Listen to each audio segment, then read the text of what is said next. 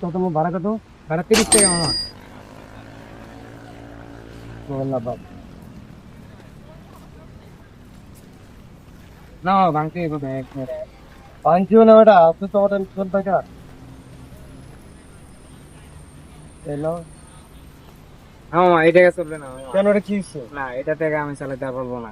হ্যাঁ আল্লাহ, কেন এটাকে চালাতে পারবো? কি হচ্ছে? না, এই টাকা চলবে না মামা আমার কাছে।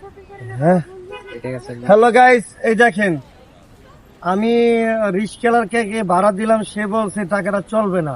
আসলে কেন চলবে না বলতে পারছে, আসলে টাকাটা এমন অবস্থা কেউ চিনতে পারতেছে না। বলেন কেন বাবা, এটা তো নতুন টাকা।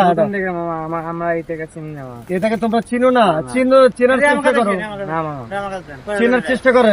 এটা থেকে আমার কথা চলবে না, এটা চলবে না। গাইস দেখেন কি করতে পারি বলেন এখন আপনারা। আমার কাছে ভাঙতি টাকা না, এটা ছাড়া নাই। বলেন কি বিপদে আছি আপনারাই বলেন।